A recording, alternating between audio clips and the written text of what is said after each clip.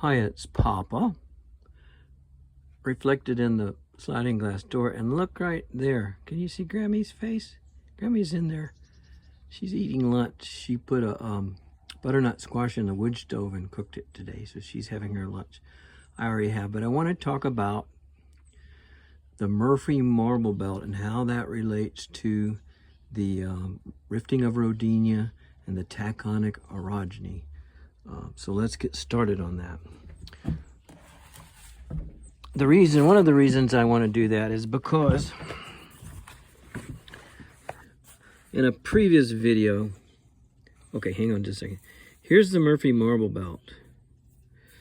Let me do this better. See how it, and I'm using our book, Rocks of Georgia. See how the belt curves down across the state, and see this area between these two fault lines is the Western Blue Ridge. So you can see the edge of Georgia over here, and you can see the edge of Georgia over there, and this is the Valley and Ridge Province right there. So the Murphy Marble Belt, we're talking Ellijay, we're talking Tate, we're talking Marble Hill, those cities in the Murphy Marble Belt. Well, two things I want to talk about that I've just learned by doing additional research. Number one, the Murphy Marble Belt is not 100% marble by any means.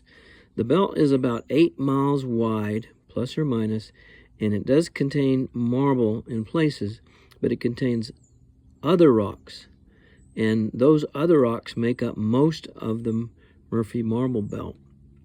As you remember, maybe from a previous video, the Murphy Marble Belt is now in a syncline, a big syncline. That's a down-dipping fold, U-shaped down-dipping fold.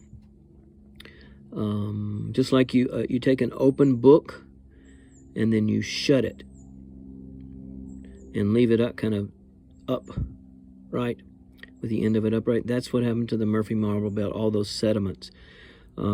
So that's the first thing I want to talk about, is the fact that the Murphy Marble Belt is more than marble, much more than marble. There's a lot more other rocks in it than there are marble. And those rocks tell the story of the Murphy Marble Belt. And I'm going to tell you that story. The second thing I want to talk about is that in a previous video on the Taconic Mountain Building event, or maybe in the Rift to Drift, I told you that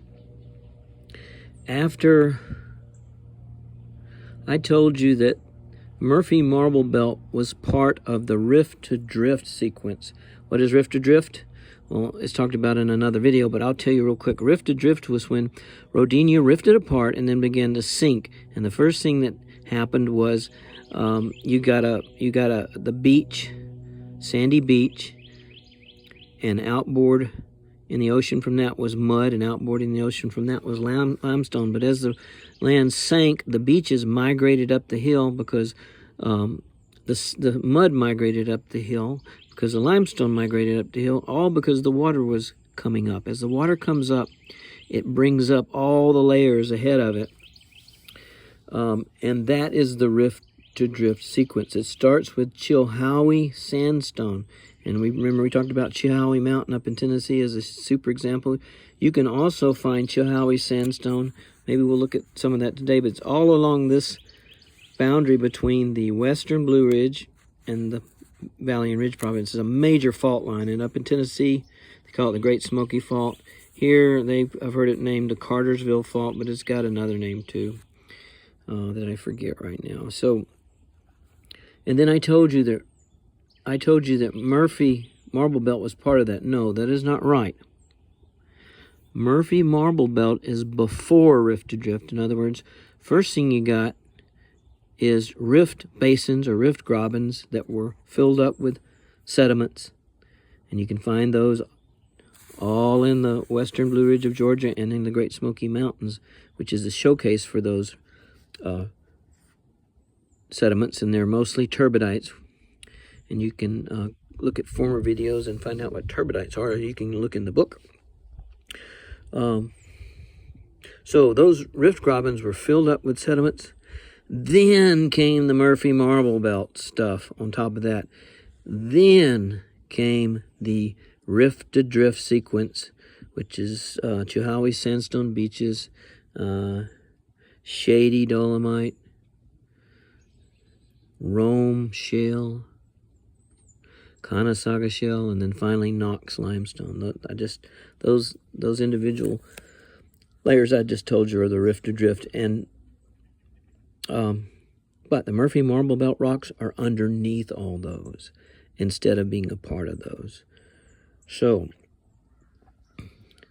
and I have a paper here that talks about it talks about what these Murphy Marble Belt sediments represent. And there are probably other opinions about what those sediments represent, but this particular paper that I have makes a huge amount of sense to me. And so I will show you this picture.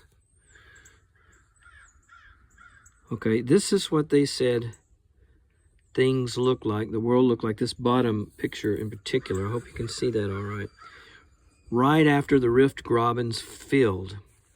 And you see, this is sand beaches here. Coastal plain. Coastal plain, and let's just call it coastal plain. And it is the Dean Formation. Well, where do you find the Dean Formation in Georgia? Okay, we're back in the Western Blue Ridge. All this gray stuff is Dean Formation. So that'll just get you a frame of reference. Right after the rift grobens filled up, you had the Dean Formation, which was mostly coastal plain sands that have now been metamorphosed into schist.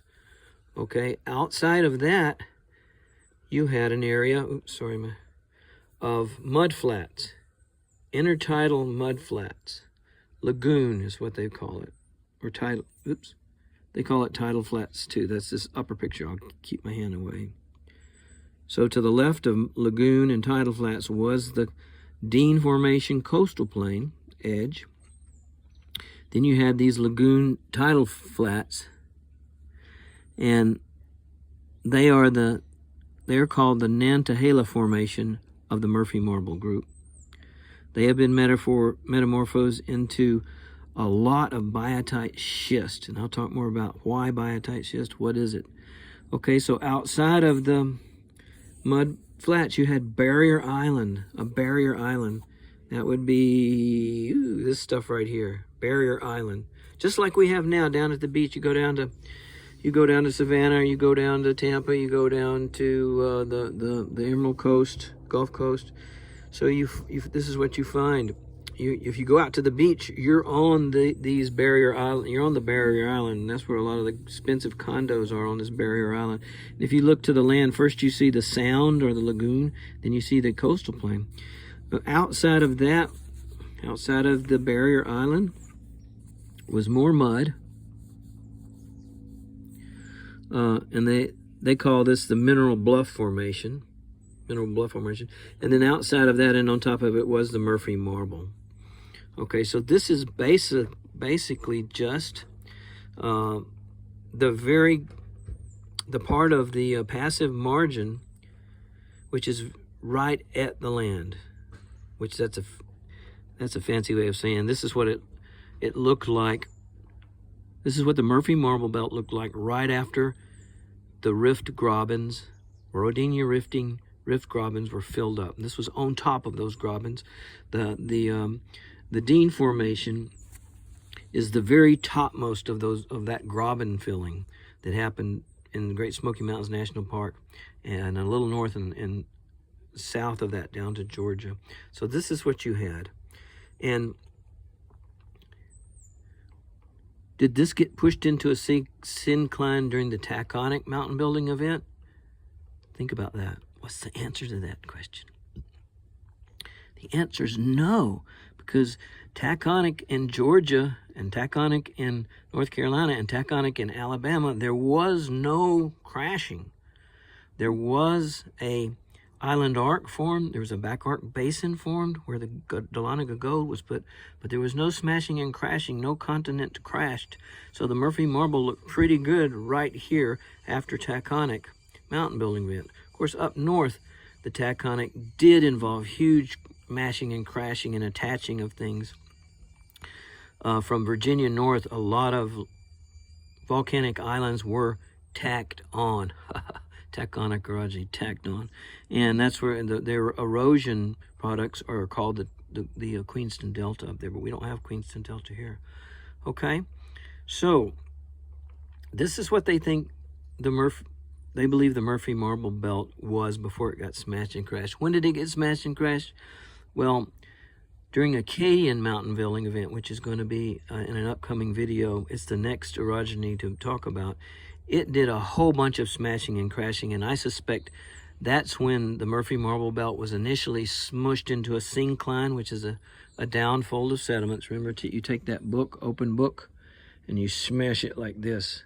That's a syncline. If an anticline would be, you take the open book and you smash it like that, and so it's humped up instead of humped down. So I think a lot of that synclinal activity happened during the Acadian with the Murphy Marble Belt, and then when Africa crashed during the Allegheny orogeny or Alleghenian orogeny, that just finished it off and really smashed it tight. So now let's go, now that we've seen this idea about what the Murphy Marble Belt rocks were, let's go and look at some of these rocks. By golly.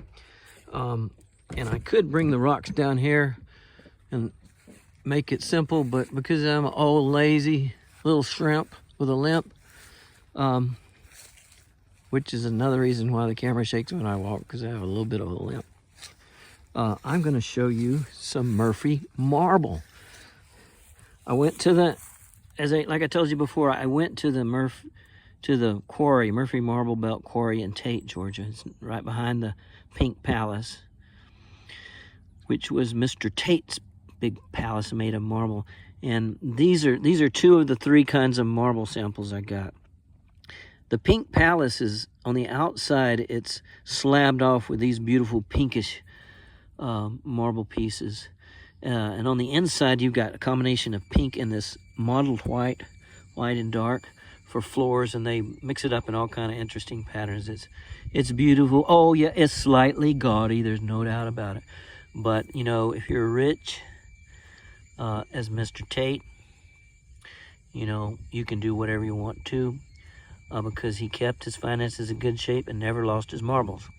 Ha.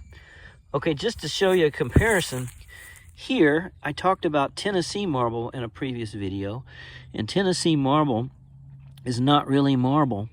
It comes from the area around Knoxville, plus or minus, and it's actually limestone from the Chickamauga limestone group.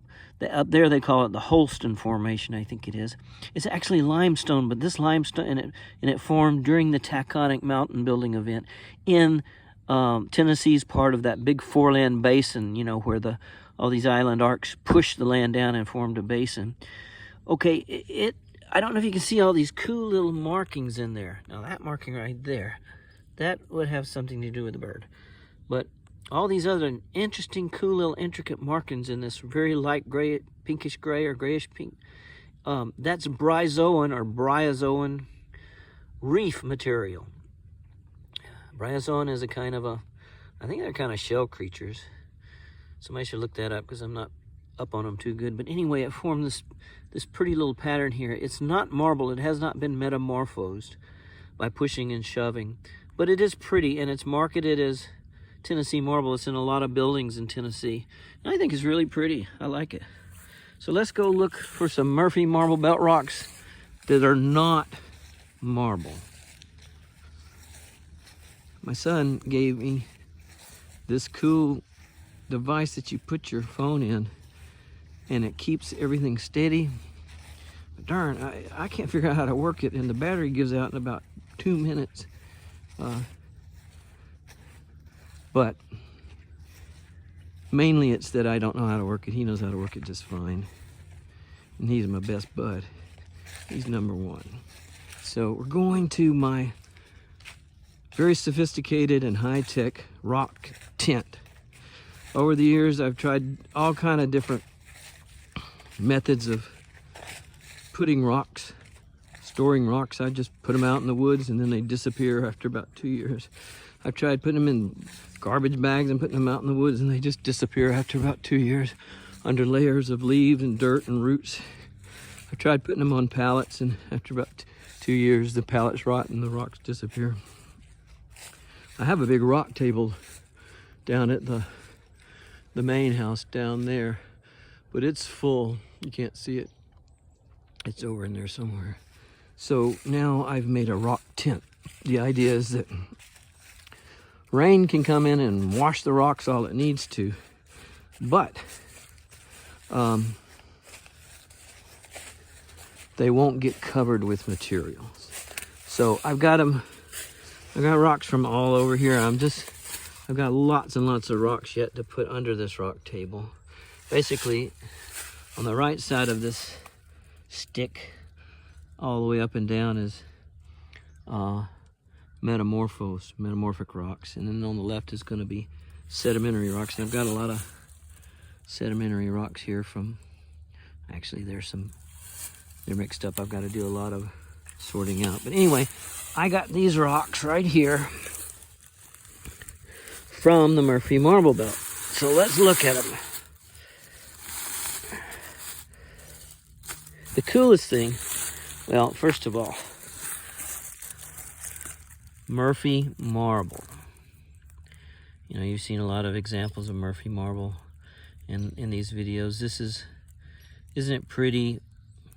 This is just natural native marble dug out of a cliff, a marble cliff near White, Georgia. I think it's called White, because white is what marble looks like, and there's a lot of it there. Okay, so that's a Murphy Marble. It's kind of sort of in the middle of the Murphy Marble Belt. And then look at this white rock here. Is that marble? It's really white. And look at this. See how white and clean and fine and consistent this is? Well, what you're looking at right here is the sand from those barrier islands that we looked at in the drawing, the barrier island sand. And this is called the, I got it labeled somewhere in here. Oh, yeah. Naudily quartzite. Naudily quartzite. And remember, this represents the barrier island part of the Murphy Marble Belt. This is where you'd hang out on the beach and where your condo on the beach would be. Okay, and it looks like we have some other sandstone / quartzite material here. Okay. You're looking at the coastal plain sediment rocks here. Not as clean. There's some iron in there. This rock hasn't been, the sand hasn't been as washed as clean and pounded and purified the way the Naudily quartzite has. This is the coastal plain rock at the edge of the ocean, maybe part of the Dean group, but they call it the Tuskegee quartzite. Tuskegee. So remember, Tuskegee is the coastal plain. You go to the coastal plain, it's pretty tough with the skeeters. Oh man, just remember that, Tuskegee. Okay, you eat a lot of spaghetti on the beach. I don't know. Naudily quartzite, just remember Naudily Beach. Naudily, a lady named Naudily who lives on the beach, okay? So we've got Murphy Marble in the middle, way out in the ocean. We've got the barrier islands, Naudily quartzite. We've got the coastal plain rock here, Tuskegee or Tuskegee. Now there's mud. There was mud. Remember the mud flats that were between the barrier island and the I'll get it in a minute, and the coastal plain. And then there was some more mud outside of the barrier islands between the barrier island and the marble. So let's look at some of these rocks. Very interesting. This is some phyllite. See how shiny it is? It's phyllite. That's started out as mud, was metamorphosed into shale, was metamorphosed further into slate, was metamorphosed even further into this phyllite, which is very shiny. That's because the muscovite's been flattened out and it's shiny. You keep going metamorphically with this, and you're going to end up with schist. And here's another piece of this of a similar stuff. And look at this. Look at this rock. Look at all this biotite in there. This is a biotite schist. Biotite schist. And it's trying to get shiny. If you keep on smashing and crashing it, look at that biotite, it's going to turn into, you know, actually it's already at the ultimate end of metamorphism. That's what schist is. So let's put together the Murphy Marble Belt. Okay, so first of all, you've got the coastal plain. So we'll do a rock shuffle here.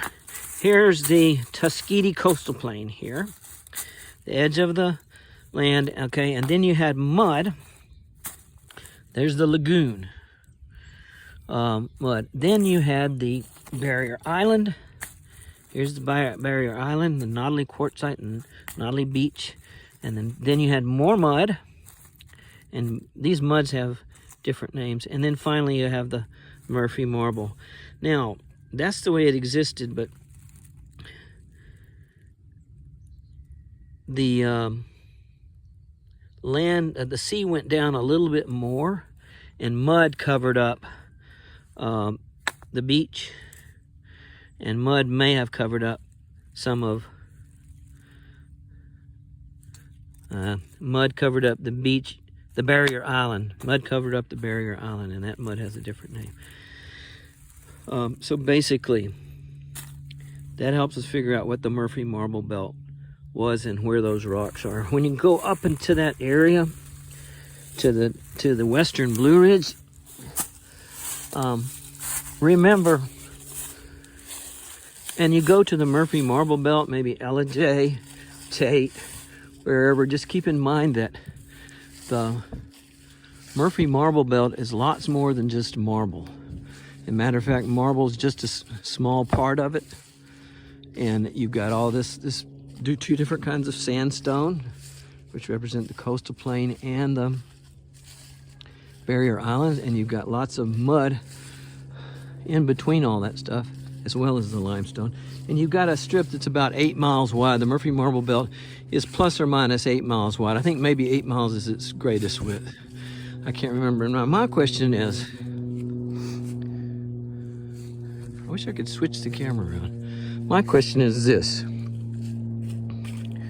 If you've got all this biotite in this mud, that means you had a lot of iron in this mud. You know, usually mud is muscovite, turns into muscovite schist, which has very little iron in it.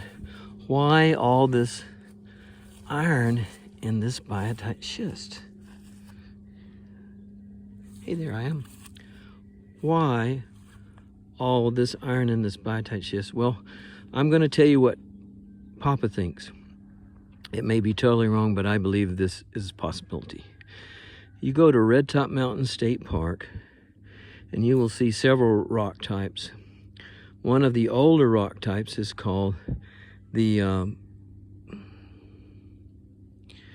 I think it's called the Lake Allatoona Metagabbro. And there's also the Lake Allatoona Formation. When you go up there, you're going to see, oh, Red Top Mountain. That's what it is. This Red Top Mountain Formation. And you have, if you look at Red Top Mountain as you drive by, it's red. That's what they call it, Red Top. What is that red stuff? Iron. Around the base of Red Top Mountain, you have a tremendous amount of gabbro. Now, gabbro is a mafic rock. It's the underground equivalent of basalt lava, and it's very rich in iron. Those rocks are right there, just on the western edge of the western Blue Ridge, very close to the Murphy Marble Belt. And we see them at Lake Allatoona, but they could be also north of there along that same line. I think that maybe a lot of that dark material, the biotite, that's in the biotite schist of the Murphy Marble Belt, comes from that dark, that gabbro rock, that high iron-rich rock of Red Top Mountain Formation.